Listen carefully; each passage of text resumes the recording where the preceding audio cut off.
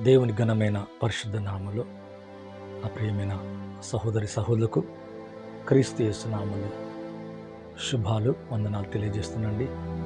అందరు బాగున్నారండి. ప్రభు మిమ్మను మీ కుటుంబాన్ని దీవించి ఆశీర్వదించను గాక. ప్రభు తమ నామాన్ని బట్టి తన ఘనమైన నామము మీ కుటుంబాలకు క్షేమాన్ని నెమ్మది కలగచేయను గాక. ప్రత్యేకంగా మరి 10th క్లాస్ ఎగ్జామ్స్ రాస్తున్న బిడ్డలందరికీ కూడా దేవుడు తన జ్ఞానాన్ని, సమాధానాన్ని, నెమ్మదినిచ్చి దేవుడు ఈ బిడ్డలందరి జీవితంలో గొప్ప మేలు, గొప్ప కార్యములు జరిగించునుగాక. వారి కొరకు అనగా మీ పిల్లల కొరకు, మీ కుటుంబాల కొరకు నిత్యము ప్రార్థిస్తున్నాం. అలాగే ప్రత్యేకంగా యావత్ భారతదేశం అనగా తెలుగు రాష్ట్రాలు మరి ఎంతో దిగ్భ్రాంతిలో, ఎంతో దుఃఖములో, వేదనలో ఉన్నారు. కారణం ఏంటంటే ప్రవీణ్ పగడాల గారు మరి మొన్నటి దినాన జరిగిన దుర్ఘటన మనందరికీ కూడా తెలుసు. మరి ఎంతో విచారకరం.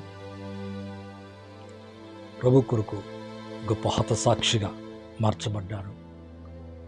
మన కుటుంబానికి ప్రత్యేకంగా దేవుడు ఆదరణ, నెమ్మది, సమాధానం కలగచేయునుగాక. మంచి వక్త, మంచి జ్ఞానం గలవారు. మరి మనిషిని మనిషిగా ప్రేమించాలా అని దేవుని యొక్క వాక్యం నుంచి అనేక సత్యాలు మాట్లాడిన గొప్ప దైవజనుడు మన దేశంలో కోల్పోవటం మనకెంతో విచారకరం, బాధాకరం. నేను కూడా మరి బ్యాప్టిస్ట్ చర్చ్ దగ్గరికి వెళ్ళాను. ఆ సమాధి కార్యక్రమం దగ్గరికి వెళ్ళాను. ఎంతో బాధాకరం, దుఃఖకరం. తన భార్య, తన పిల్లలకు దేవుడు గొప్ప ఆదరణ, ధైర్యాన్ని, నెమ్మది కలగచేయునుగాక. మరి మినిస్ట్రీని ఇంకా బలంగా దేవుడు వాడుకొనుగాక. మరి సహోదరి సిస్టర్ గారు చక్కటి ధైర్యముతో కొన్ని మంచి మాటలు పలికారు. మరి ఎవరైతే ఈ కార్యము చేశారో వారి మీద మేము ఏమాత్రం కూడా రివెంజ్ అనగా ఏదో వారికి జరిగిపోవాలని మేము కోరుకుంటలేం, కానీ దేవుడు వాళ్ళని క్షమించనుగాక అని చక్కటి విషయాలు మాట్లాడినప్పుడు అది ఎంతో దుఃఖాన్ని కలిగించని. అవును, ఈ కులము, మతము, ఈ పేరట మారణ హోమం అనేది జరుగుతుంది. అలా కాక మనిషిని మనిషిగా ప్రేమించాలని బ్రదర్ గారు అనేక విషయాల్లో, అనేక డిబేట్స్లో మాట్లాడారు.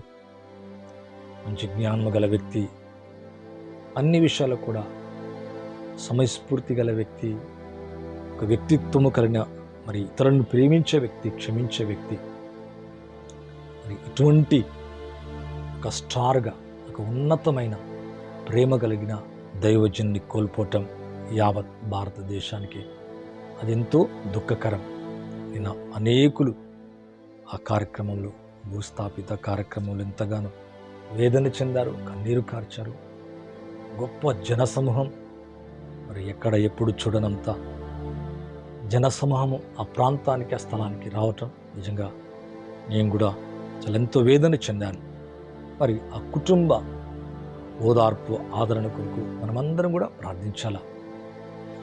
అలాగే 10th క్లాస్ బిడ్డల కొరకు కూడా ప్రార్థిస్తున్నాం. పిల్లరా, ఇంకా ఇటువంటి కార్యాలు, అంటే ఇటువంటి సంఘటనలు మళ్ళా పునరుత్తము కాకుండా ఉండడానికి మనం ప్రార్థించాలా. బైబిల్లో కూడా యాకోబు ఖడ్గంతో చంపబడ్డాడు.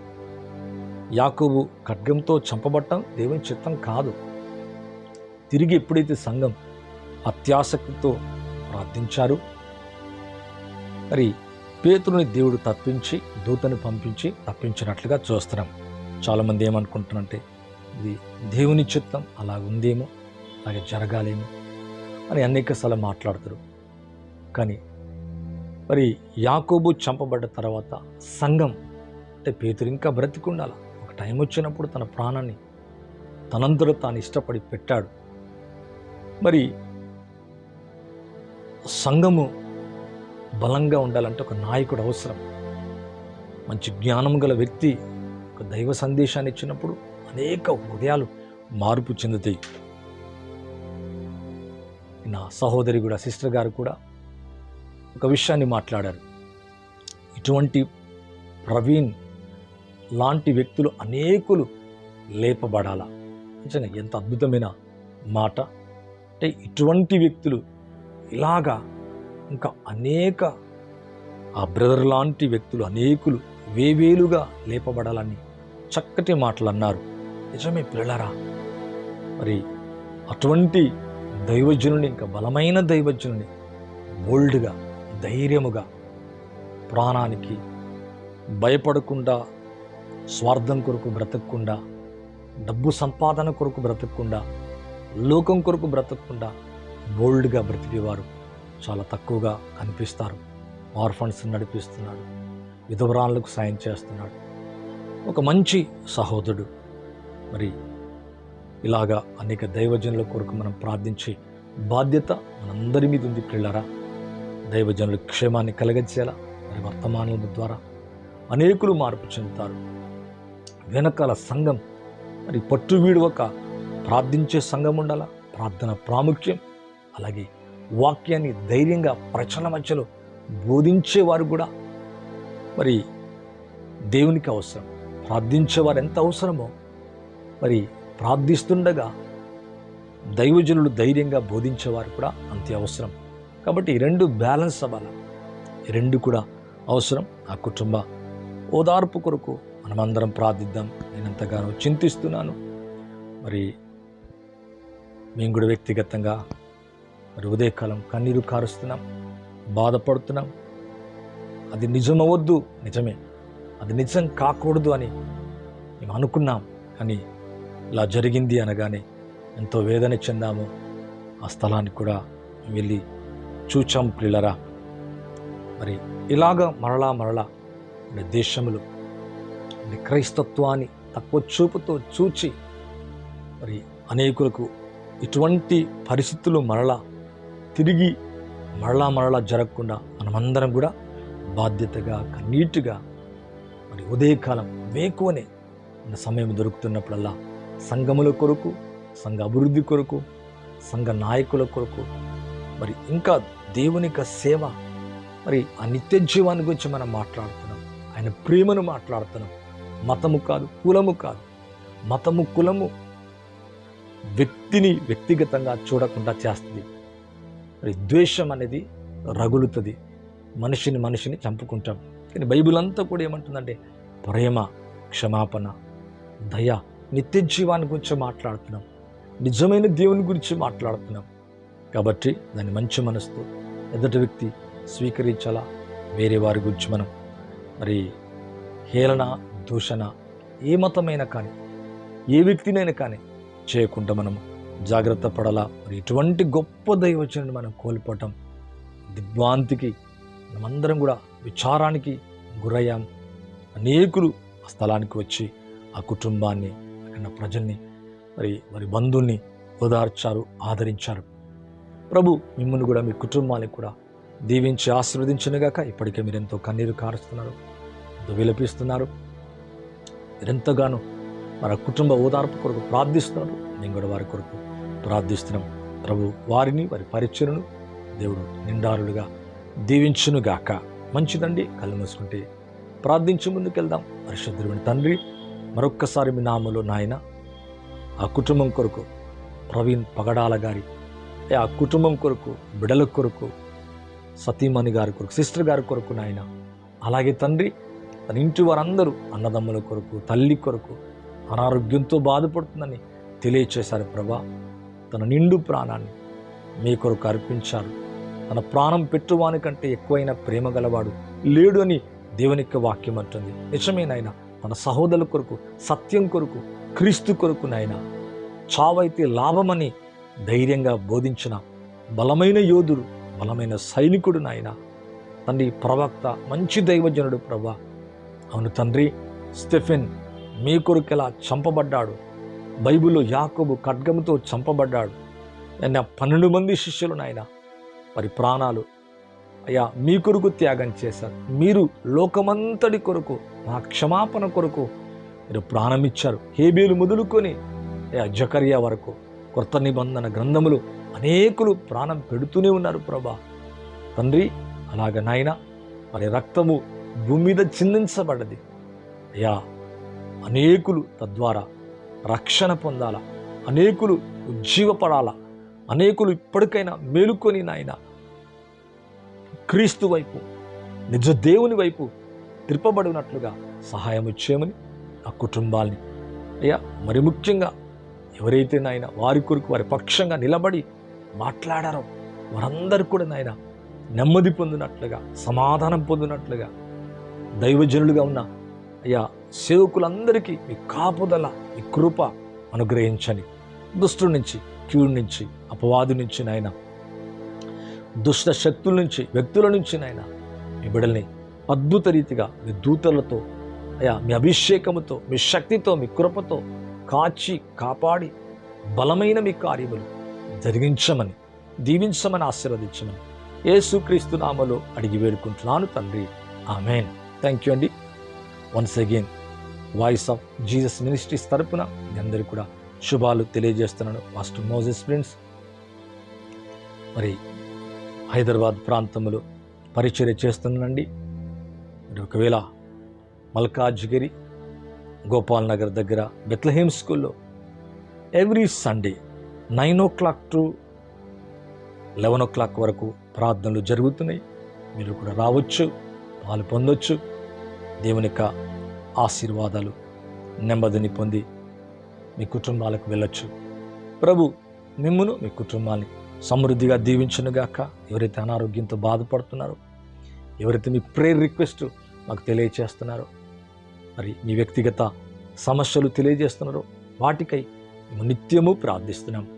మరి మిమ్మును, మీ కుటుంబాన్ని అలాగే ప్రత్యేకంగా ప్రేమిస్తూ మీ చేతులు చాపుతూ మా కొరకు భారంగా మా సమస్యలు తీరిపోవాలని, మా ఆర్థిక ఇబ్బందులు, ఈ పరిచర్య ఇంకా ముందుకు సాగాలని ఎవరైతే మీ చేతులు చాపి మమ్మల్ని ప్రోత్సహిస్తున్నారో మిమ్మల్ని అందరినీ దేవుడు సమృద్ధిగా దీవించి ఆశీర్వదించునుగాక.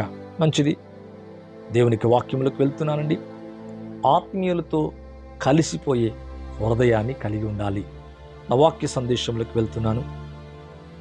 ఆత్మీయులతో కలిసిపోయే ఐక్యమైన మనసు మనం కలిగి ఉండాలా. ఈరోజు ఆ దైవజనుడితో అనేకులు కలిసిపోయారు. నిజంగా ఆయన వర్తమానముల ద్వారా, ఆయన వాక్యము ద్వారా, ఆయన సత్య సువార్త ద్వారా ప్రాణాలు తెగించి మరి తనకిలా మరి థ్రెట్ ఉందని తెలిసి కూడా ధైర్యంగా ఉన్నది ఉన్నట్టుగా మోమాటం లేకుండా సత్యాన్ని ప్రకటించేవారు. ఇది సత్యం ప్రకటించడం అంటే. ఇలాగ ప్రకటించే వాళ్ళు చాలా తక్కువ, స్వార్థపూరితంగా డబ్బు సంపాదించుకోవడానికి, మరి వారి వ్యక్తిగతంగా ఏదో పేరు సంపాదించుకోవడానికి సేవలు మనం చూస్తున్నాం. కానీ ఇలాగా ధైర్యముగా బోధించే వారిని చాలా తక్కువగా మనం చూస్తున్నాం. మరి నా వాక్య సందేశం ఏంటంటే ఆత్మీయులతో కలిసిపోయే హృదయాన్ని కలిగి ఉండాలా. ఈరోజు మరి ఆయన మరణము అనేకుల్ని, అంటే ఇన్ని వేల జనసమూహం అక్కడికి రావడానికి కారణం ఏంటంటే ఆయన ఆత్మీయత, ఆయన స్పిరిచువాలిటీ, ఆయన దేవుల్లో ఉన్న సత్యం, వాక్యం, ఆయన జ్ఞానం ఎంతో చక్కగా ప్రజల్ని ఉత్సాహపరిచింది, ఉత్తేజపరిచింది, సత్యములోకి నడిపించింది, అనేకుని క్రీస్తు వైపు మళ్లించింది, వెలిగించింది. అలాగే ఆనాడు బైబిల్ మనం చూస్తున్నాం. మొదటి శతాబ్దంలో యేసు ప్రభువుత స్టెఫెన్ని రాళ్లతో కొట్టి చంపారు, ఖడ్గముతో యాకోబుని చంపారు. పేతును అలా చంపాలనుకున్నప్పుడు సంఘం అత్యాసక్తితో ప్రార్థించినప్పుడు ఆ మరణం తప్పించబడినట్లుగా చూస్తున్నాం. కొంతమంది ఏమంటున్నారంటే ఈ దైవ చిత్తం, ఇక మనం అందరం మౌనంగా ఉండాలంటున్నారు. ఏది దైవిక మరణం, ఏది దైవిక మరణం కాదు అనేది మనం గుర్తెరగాల, గ్రహించాల. దుష్టు నుంచి వచ్చేది వేరే, మరి దైవికమైనది వేరే. కానీ దేవుని కొరకు అతను హతసాక్షిగా మార్చబడ్డాడు. మరి ప్రభు కొరకు ప్రాణాలు పెట్టాడు. మరి తన ఇంటి వారి వేదన ఎంత వేదనగా ఉంటుంది, తన భార్య పరిస్థితి, తన పిల్లలు, మరి జీవితం ఎంతో దుఃఖకరం. తన మినిస్ట్రీలో మరి ఎన్నో కార్యక్రమాలు ఉన్నాయి, ఎన్నో చేయవలసినవి ఉన్నాయి. వీటన్నిటిని బట్టి ఎంత దుఃఖము, ఎంత కుటుంబం ఎంత అల్లాడిపోతుందో మనం అర్థం చేసుకోవాలి. అందుకే మతం చూడద్దు, కులం చూడద్దు. మరి వ్యక్తిని వ్యక్తిగతంగా, అది ఏ కులమైనా ఏ మతమైనా, Muslims sir, Hindus sir, Christianity, మరి ఇంకెన్ని రకాల మతాలున్నా ఎన్ని కులాలున్నా వ్యక్తిని వ్యక్తిగతంగా ప్రేమించటము తగ్గిపోతుంది. కులం మతముతో మధ్యలో చిచ్చుపెట్టి రకరకాలుగా మరి కొట్టుకొని చంపుకొని తర్వాత ఆనందించే వ్యక్తులను మనం ఇప్పుడు కన్నులతో మనం చూస్తున్నాము. మరి అటువంటి పరిస్థితి దేశంలో తగ్గిపోవాలని మనం ప్రార్థించాలా. ఆత్మీయులతో కలిసిపోయే హృదయాన్ని కలిగి ఉండాలా. ఈరోజు అలా కలిసిపోతున్నామా? మీరు 1 సమూయేలు 18వ అధ్యాయం 1వ వచనం చూస్తే, దావీదు సౌలుతో మాట్లాడట చాలించినప్పుడు యోనాతాను హృదయం దావీదు హృదయంతో కలిసిపోయాను. యోనాతాను దావీదును తనకు ప్రాణ స్నేహితుడిగా భావించుకొని అతని ప్రేమించాను. అసలు దావీదు ఎవరు? యోనాతాను ఎవరు? దావీదు ఎక్కడో సామాన్యుడు, యెషై కుమారుడు, కనిష్ఠుడు, గొర్రెల దొడ్డిలో ఉన్నవాడు. సౌలు ఎప్పుడైతే దేవుని మాట వినక తిరుగుబాటు చేస్తున్నాడో అతని ప్లేస్లో మరొకరిని ఎన్నిక చేసుకోవాలని దావీదును దేవుడు సమూయేలు ద్వారా అభిషేకించినట్లుగా చూస్తున్నాం. నూనె పోసిన నాట నుంచి దేవుని యొక్క ఆత్మ దావీదు మీదకి నాట నుంచి వచ్చినట్లుగా, సౌలు జీవితంలో ఎడబాసిపోతున్నట్లుగా ఇక కొంత ముందు చాప్టర్లో మనం చూస్తాం. దెయ్యం పట్టినప్పుడల్లా సితారా వాయిస్తున్నాడు, అతడు సేద తీర్చబడుతున్నాడు సౌలు. ఇక్కడ గొల్యాతుని చంపిన తర్వాత దావీదు సౌలుతో మాట్లాడుతున్నప్పుడు ఇదంతా మాటలు చాలించిన తర్వాత యోనాతాను హృదయం దావీదు హృదయంతో కలిసిపోయిందంట. కలిసిపోయిన హృదయాలు ఈ రోజులో తక్కువగా ఉన్నాయి. సంఘాలలో, సేవలో, కుటుంబంలో, లేకపోతే పరిచయలలో ఒక ఆత్మీయంతో కలుస్తలేరు. మరి ఇతను సామాన్యుడు, గొర్రెల దొడ్డిలో ఉన్నవాడు, ఎక్కడొక వ్యక్తి. ఇతనివరు? యోనాతాను రాజకుమారుడు. మరి రాజకుమారుడు అంటే సౌలు రాజు యొక్క కుమారుడు. మరి కుమార్తెలు ఉన్నారు, ఇంకా ఇతను కుమారుడు, ఒక రాజకుమారుడు ఒక సామాన్యుని ప్రేమిస్తున్నాడు. అలాగే మరి రాజకుమారుడైన ఆ ప్రభు మనల్ని అందరిని ఎంతగానో ప్రేమిస్తున్నాడు. ఇక్కడ చూస్తే యోనాతానే దావీదుతో తన హృదయాన్ని కలిపేసుకుంటున్నాడు. ఒక గొప్పవాడు ఒక తక్కువాన్ని ఎంత చక్కగా ప్రేమిస్తున్నారు. ఈ రోజులు అలా ప్రేమించగలమా? ఒక తక్కువ కులమని, మతమని, లేదా తక్కువ ఆర్థిక పరిస్థితులు ఉంటే వారితో కలిసిపోయే హృదయాన్ని ఈ రోజులలో ఎక్కడ మనం చూడం. సేవకులు కూడా డబ్బు సమతుల్యంగా చూసుకొని అటువంటి వారితో స్నేహాలు చేస్తారు. ఒకవేళ తక్కువ సేవ ఉండి, తక్కువ మనుషులుండి, తక్కువ డబ్బు ఉంటే వాడిని చిన్నగా వదిలిపెట్టి ఎక్కువ ఉన్న వాళ్ళతో స్నేహాలు చేస్తారు. చెప్పటం మాత్రం చక్కటి విషయాలు చెబుతారు. చేసేటప్పుడు అటువంటి జీవితం అనేది రేరుగా కనబడుతుంది. నా యొక్క వ్యక్తిగత జీవితంలో ఈ సేవా పరిచయలు అనేక సంవత్సరాల నుంచి నేను చూస్తున్నాను. ప్రియులారా, ఎందుకు ఈ విషయం చెప్తున్నా అంటే దావీదుని యోనాతాను హృదయం దావీదు హృదయంతో కలిసిపోయినంట. యోనాతాను దావీదును తన ప్రాణ స్నేహితునిగా భావించుకొని అతన్ని ప్రేమించను. ఎంత అద్భుతమైన మాట! ఎలా ప్రేమిస్తున్నాడు? ప్రాణ స్నేహితునిగా భావించుకున్నాడంట. మన ప్రభు కూడా అంతే. అందుకే మిమ్మల్ని దాసులని పిలవక స్నేహితులని పిలుస్తున్నాడు. ప్రాణ స్నేహితులుగా భావించుకున్నాడా? భావించుకోవటం కాదు, ప్రాణమే పెట్టాడు. తన సహోదరుని కొరకు ప్రాణం పెట్టువానికంటే ఎక్కువ అయిన ప్రేమ గలవాడు ఎవడు లేడు. మరి ఇక్కడ చూస్తే యోనాతాను దావీదును తనకు ప్రాణ స్నేహితునిగా భావించుకొని అతన్ని ప్రేమించాను. పెద్దవాడు చిన్నవాడిని, ఒక రాజకుమారుడు ఒక సామాన్యుని, గొర్రెల దొడ్డిలో గొర్రెలు కాసుకునేవాడు. ఎవరైనా అలా ప్రేమిస్తారా అండి? వాళ్ళ స్టేటస్ చూసుకుంటారు, వారి కార్లు చూసుకుంటారు, వారి బిల్డింగ్లు చూసుకుంటారు.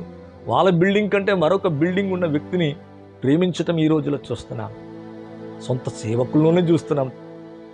మరి ఇక్కడ చూస్తే యోనాతాను దావీదుని ప్రాణ స్నేహితునిగా భావించుకొని అతన్ని ప్రేమించను. అతనితో హృదయం కలిసిపోయిందంట. ఈరోజు మన జీవితంలో ఆత్మీయులతో కలిసిపోయే హృదయాన్ని కలిగి ఉండాలా? అసలు ఆత్మీయుని గుర్తుపట్టావా? ఆత్మీయ సేవను గుర్తుపెట్టావా? ఆత్మీయులు ఎవరో నీకు తెలుసా? ఆత్మ సంబంధులు ఎవరో తెలుసా? కొన్ని కళ్ళబుల్లి మాటలు చెప్పి నవ్వించి కవ్వించి, లేకపోతే రకరకాలుగా చేసిన వారిని నిజమైన సేవ అనుకుంటున్నారు. కానీ ఆత్మీయత కలిగిన సేవకుడుతో బాధ్యతగా ఉంటాడు. మీ కొరకు ప్రార్థిస్తాడు, మీ బిడ్డల కొరకు ప్రార్థిస్తాడు, మీ కొరకు కన్నీరు కారుస్తాడు, మిమ్మల్ని విడిచిపెట్టక మిమ్మల్ని నిత్యము నడిపిస్తాడు. అతని ఆత్మీయ స్థితిని గుర్తుపట్టచ్చు. అటువంటి వారితో కలవాల, ఎవరితో పడితే వారితో కాదు. ఆత్మీయులతో కలిసిపోయే హృదయాన్ని ఇక్కడ ఆత్మీయుడని గుర్తుపడుతున్నాడు యోనాతాను. దావీదు మీద ఉన్న అభిషేకాన్ని, దావీదుకు తెచ్చిపెట్టిన విషయాన్ని ఒక సౌలు తనను చంపాలనుకుంటున్న ఆ కుటుంబంలో ఆ లక్షణాలు, ఆ గుణ లక్షణాలు దావీదులో ఏమాత్రం కూడా యోనాతానులో ఏమాత్రం కూడా కనబడతలేవు. అంటే సౌలు యొక్క కుమారుడు యోనాతానులో ఈ చెడ్డ లక్షణాలు మీరు ఎక్కడి నుంచి చూస్తే దావీదుకు 10,000 సౌలుకు 1,000 అని చెప్పిన కానించి విషపు చూపు చూచాడంట. నాట నుంచి చంప చూస్తున్నట్లుగా దేవుని యొక్క వాక్యంలో వ్రాయబట్ట మనం చూస్తున్నాం. అదండి అతను చేసిన తప్పది. అంటే యుద్ధము సౌలు చేయాలా, గొల్యాతును చంపాలా?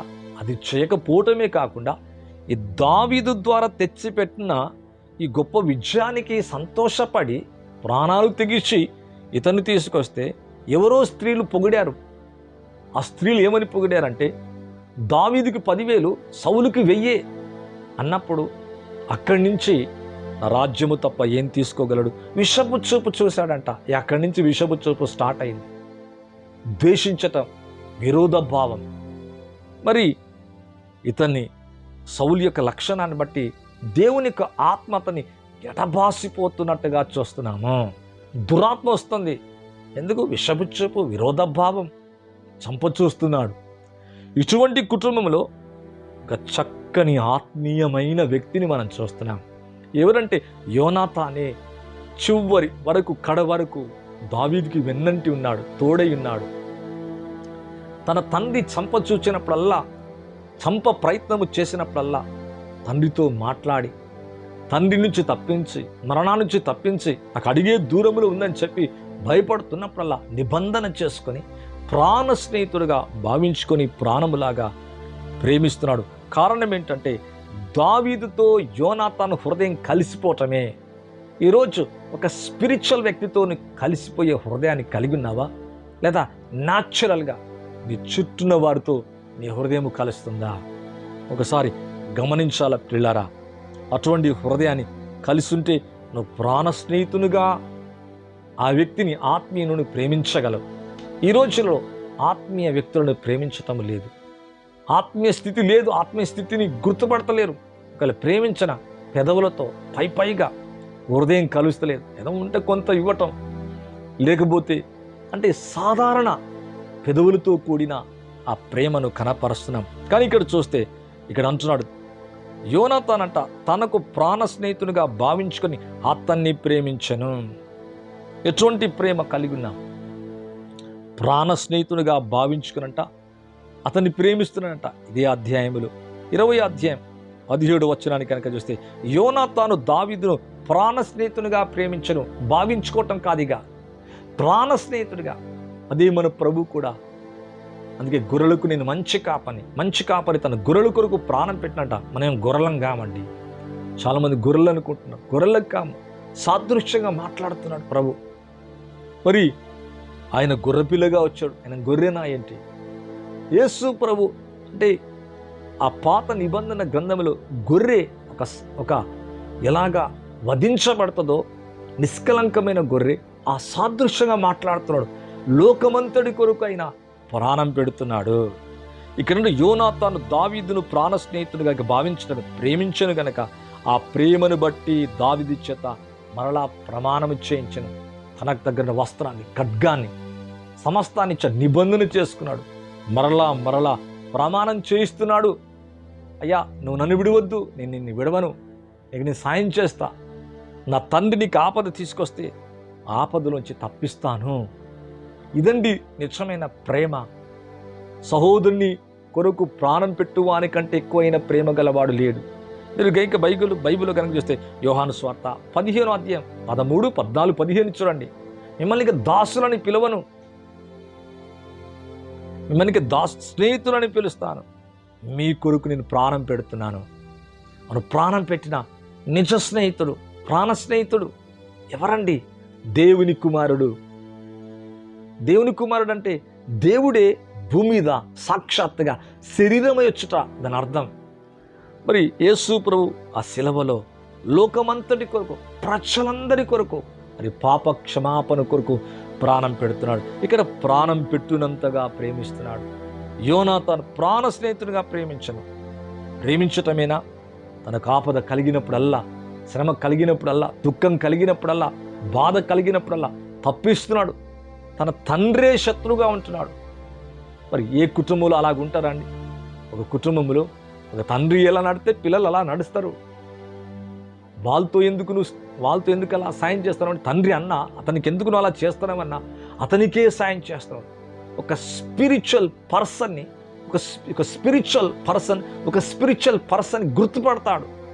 ఇతని స్పిరిచువాలిటీ పోయింది, ఆత్మీయత పోయింది. సౌల్లో ఆత్మ కోల్పోయాడు.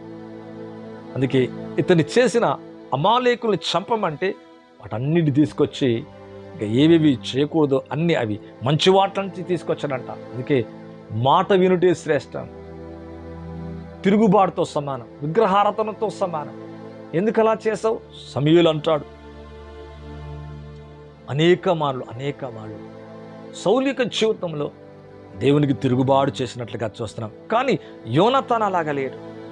దావీదుని ప్రాణ స్నేహితునిగా భావించాడు, ప్రాణ స్నేహితుడిగా ప్రేమించాడు. కనుక ఆ ప్రేమను బట్టి దావీదు చేత మరలా ప్రమాణము చేయిస్తున్నాడు. అంటే బ్లెస్సింగ్, ఎంత ప్రేమిస్తున్నాడో మనం అర్థం చేసుకోవాలా. ఈరోజు అటువంటి ప్రేమను మనం కలిగి ఉన్నామా? ఆత్మీయులతో నీ హృదయం కలిసిపోతుందా? ఎడబాసిపోతుందా? దూరం అవుతున్నావా? నీ హృదయం పెదవులతో ప్రార్థించి ఏదో అలా చేయాల గనక, ఏదో ఇయ్యాల గనక, ఏదో ఉండాల గనక, ఏదో అని ఒక లోపటి నుంచి కాకుండా, హృదయంలోంచి కాకుండా, హృదయం పెనవేసుకోకుండా, హృదయంతో కలిసిపోకుండా నువ్వు ఏది చేసినా అది కొంతకాలానికి దూరం అయిపోతుంది. హృదయంలోంచి లేదు అది. అయితే ఎన్నడూ కూడా యోనాతాను దావీదుని విడిచిపెట్టలేదు. ఎంత ప్రేమ! నువ్వు అలాగుంటే ప్రాణ స్నేహితునిగా జీవితకాలం ప్రేమిస్తావు. Life long, not 1 day, 1 year, ఏదో కొంతకాలం, ఆ తర్వాత ముఖం మార్చటం, వేరైపోవటం, దూరం అయిపోవటం కాదు. జీవితకాలం ప్రేమిస్తావు. This is the real life. ఇది నిజమైన ప్రేమ. ఇక్కడ 30వ అధ్యాయం, 1 సమూయేలు 30వ అధ్యాయం 26వ వచనాన్ని కనుక చూసినట్లయితే, దావీదు సిగ్లకు వచ్చినప్పుడు దోపుడు సొమ్ములు కొంత తన స్నేహితులైన యూదా పెద్దలకు ఏర్పరిచి, యెహోవా శత్రువుల యొద్ద నేను దోచుకున్న సొమ్ములో కొంత ఆశీర్వాద సూచనగా మీకు ఇచ్చుచున్నానని చెప్పి వారికి పంపించను. అంటే సిగ్లక్లో చాలా కష్టం వచ్చింది దావీదుకు. తన భార్య, పిల్లలు, కుటుంబం అంతా తీసుకుని శత్రువులు వెళ్ళిపోతే మళ్ళా తిరిగి తీసుకొస్తూ దోపుడు సొమ్మును తీసుకొస్తున్నప్పుడు యూదా పెద్దలకు ఏర్పరిచి యెహోవా శత్రువులతో నేను దోచుకున్న సొమ్ములో కొంత ఆశీర్వాద సూచనగా మీకు ఇచ్చుచున్నానని చెప్పి వారికి పంపించను. కొంత స్నేహితులకి, పెద్దలకు అతను ఏం చేస్తున్నంటే తను పంపిస్తున్నట్టుగా చూస్తున్నాం. తన స్నేహితులను మర్చిపోవట్లేదు. ఇంత అద్భుతమైన కార్యం అండి. ఈ యొక్క విషయాన్ని చూస్తున్నా మీ జీవితంలో, మరి మనందరి జీవితంలో ఇటువంటి హృదయాన్ని మనం కలిగి ఉండాలా? ఇటువంటి మనసును మనం కలిగి ఉండాలా? ఇదే 2 సమూయేలు గ్రంథం 1వ అధ్యాయం 26వ వచనాన్ని చూస్తే ఒక మాట ఉందండి. నా సహోదరుడా యోనాతానా, నువ్వు నాకు అతి మనోహరుడవైంటివి. మరణించినాక మాట్లాడుతున్నాడు. నీ నిమిత్తం నేను శోకము నందుచున్నాను. నా యందు నీకున్న ప్రేమ బహువింతైనది, స్త్రీలు చూపు ప్రేమ కంటే అధికమైనది. అంటే ఇక్కడ బైబిల్ కనుక చూస్తే యోనాతాను చనిపోయిన తర్వాత దావీదు విలపిస్తున్నాడు. ఏమంటున్నాడంటే సేమ్ దేవునికి ఎలా మాట్లాడతామో అలా మాట్లాడుతున్నాడు. నీవు నాకు అతి మనోహరుడవేంటివి. ప్రభునంటాం, రక్షకుణ్ణంటాం, దేవుణ్ణంటాం. ఈ మాట యోనాతాను అంటున్నాడు. నీవు నాకు ఎలాగున్నావంటే అతి మనోహరుడవు. దావీదు ఇప్పుడు యోనాతాన్ అంటున్నాడు. ఒకప్పుడు యోనాతాన్ దావీదుని ప్రేమించాడు. ఇప్పుడు అంటున్నాడు, నీవు నాకు అతి మనోహరుడవేంటివి, నీ నిమిత్తము నేను బహుశోకమును అందుచున్నాను, ఏడుస్తున్నాను, దుఃఖపడుతున్నాను, నా యందు నీకున్న ప్రేమ బహు వింతైనదంట. మరి ప్రభు యొక్క ప్రేమ నీ పట్ల వింతైన ప్రేమ. ఎంత ప్రేమ! నువ్వు అర్థం చేసుకోలేని ప్రేమ. నీ కొరకు ఆ కలవరిశుడు ఎంతో బాధించబడ్డాడు, శ్రమ పెట్టబడ్డాడు,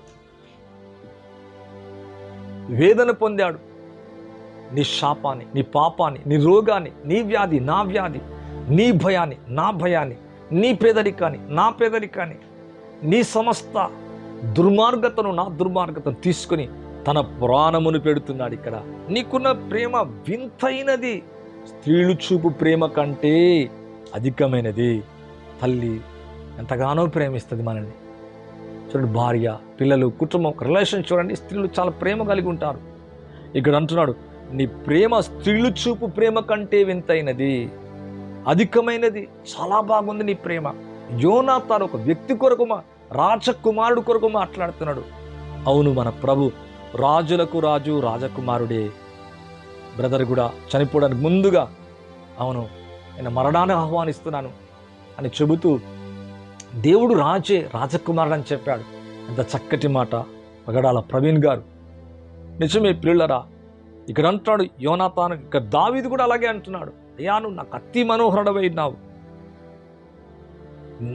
నీకు ఉన్న ప్రేమ బహువింతైంది నా యందు. అంతేకాదంటాడు, నువ్వు చూపు స్త్రీలు చూపు ప్రేమ కంటే అది అధికమైనది.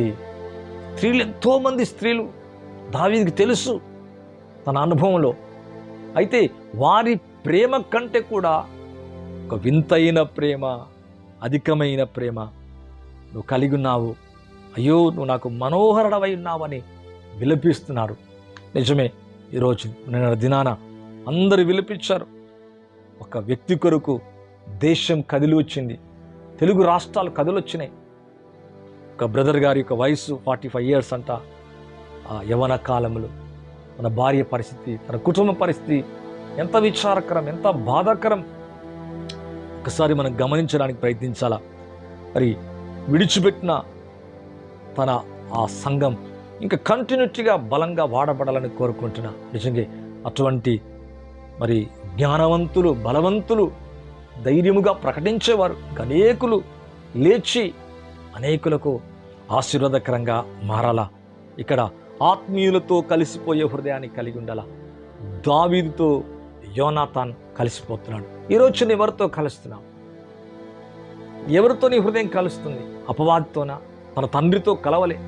వీళ్ళ తండ్రితో కలిసి ఉంటే అపవాదితో కలిసినట్టే. అంటే అనగా అర్థం ఏంటంటే ఆ చెడుతో కలిసిపోయినట్టే. కలుస్తలేడు, ఉంటున్నాడు, ఒక కుటుంబంలో ఉంటున్నాడు, కానీ ఆ నేచర్ లేదు అతనిలో, యోనాతాన్లో లేదు. Spiritual person గుర్తుపడుతున్నాడు. స్పిరిచువల్ వ్యక్తి, నువ్వు తర్వాత రాజు అవుతావు, నాకు తెలుసు, నా తండ్రి తర్వాత నువ్వు రాజు అవుతావు అని నిబంధన మరలా చేసుకొని, అయ్యా నన్ను జ్ఞాపకం చేసుకుని, కుటుంబాన్ని జ్ఞాపకం చేసుకొని చెప్పినట్లుగా చూస్తున్నాము. వింతైన ప్రేమ, బహువింతైన ప్రేమ, స్త్రీలు చూపు కంటే అది అధికమైనది. నువ్వు నాకు అతి మనోహరుడవై ఉన్నావు. అవును, ఈ రోజులో మనం అలాగుండాల. ఆత్మీయులతో కలవాలా, శరీరులతో కాదు, శరీర మనసుతో ఉన్నవారితో కాదు. అంటే ఈ స్పిరిచువల్ కార్నర్ మైండ్ కలిగిన వారితో మనం కలిస్తే ఎప్పటికైనా ప్రమాదకరమే. విశ్వపు చూపు కలిగిన వాడు తండ్రి. ఆత్మ ఎడబాసిపోయిందంట. 19th chapterలోకి వచ్చేటప్పుడు చూస్తాం. దేవుని ఒక్కసారి ఒక్క మాట అయినా సరిగ్గా వినలే. అయితే దేవుడే ప్రేమించి అతను చిరకాలం, సదాకాలం రాజుగా ఉంచాలని సౌల్ని కోరుకున్నాడు. కానీ ఒక్కటైనా సరైన పద్ధతిలో లేడు. అయినా ప్రేమించాడు. 40 ఏళ్ల దాకా రాజ్యాన్ని ఉంచాడు పిల్లరా. కానీ ఆ కుటుంబంలో పుట్టిన యోనాతాను హృదయం అలా లేదు. యోనాతాను జీవితం అలా లేదు. తక్కువవాడైన గొర్రెల దొడ్డిలో ఉండి ఏదో మేకలో ఒక మందో గొర్రెలను కాసుకొని మేపే ఒక వ్యక్తిని, సామాన్య వ్యక్తిని ప్రేమిస్తున్నాడు. ఈరోజు ఒక సామాన్యంగా ఉంటున్న మన జీవితాన్ని ఆ ప్రభు, ఆ రక్షకుడు మనల్ని ఎంతగానో ప్రేమిస్తున్నాడు. అవును, ఆత్మీయులతో కలిసిపోయే హృదయాన్ని కలిగి ఉందాం. అలాంటి జీవితాన్ని నీకు నాకు దేవుడు అనుగ్రహించునుగాక. నిజమైన స్నేహితుడు, అందుకే అంటాడు బైబిల్లో, విడవక ప్రేమించును. నిర్గమకాండములు 33:11 చూస్తే మోషే అంట దేవుడు మోషేతో అంట ముఖాముఖిగా స్నేహితులతో మాట్లాడినట్టుగా. దేవుడు ఏంటి ముఖాముఖిగా మాట్లాడటం ఏంటి? అవును, మాట్లాడతాడు. ముఖాముఖి అంటే నీకు ప్రత్యక్షమే మాట్లాడతాడు. ఆ దేవుడు సమీపింపరాని తేజస్సులో ఉన్నాడు, శక్తిమంతుడు, సమస్తాన్ని సృజించినవాడు, సృష్టికర్త. ఆకాశమైన సింహాసనం, భూమి అయిన పాదపీఠం. ఆయన పట్టుకున్న జాలం, ముట్టజాలం, తాకజాలం అయినా ఒక స్నేహితునితో నిలబడి మాట్లాడుతున్నట్టుగా మాట్లాడుతున్నాడు. అదండి, ఇప్పటి నుంచే కదా ప్రేమ. మోషే కాలమా, అబ్రహాము కాలమా? ఆది నుంచి ఉన్నది. ఇప్పుడే ఆ స్నేహం కాదు. ఆది నుంచి యాడమ్ అండ్ ఈవ్ నుంచి తయారు చేసిన కానించి అదే స్నేహం కలిగి ఉండాలని కోరుకుంటున్నాడు. ఆఖరికి మానవుడు పాపాన్ని బట్టి దూరమయ్యాడు, కానీ ఆ స్నేహితుడు మనల్ని విడిచిపెట్టలే. ప్రాణ స్నేహితుడు అయిపోయాడు, ప్రాణం పెట్టాడు. ఈరోజు నీ కొరకు ప్రాణం పెడుతున్నాడు. నీ కొరకు ప్రాణం పెడుతున్నాడు కాదు, పెట్టేస్తాడు. ఆల్రెడీ 2000 years ago ఆయన ప్రాణం పెట్టి తిరిగి త్వరగా రాబోతున్నాడు. ప్రభుని కలిగి ఉంటే రక్షణ పొందుతావు, మనసు పొందితే నిత్య జీవాన్ని పొందుతావు, బాప్టిజాన్ని తీసుకుంటే నూతన పరచబడతావు.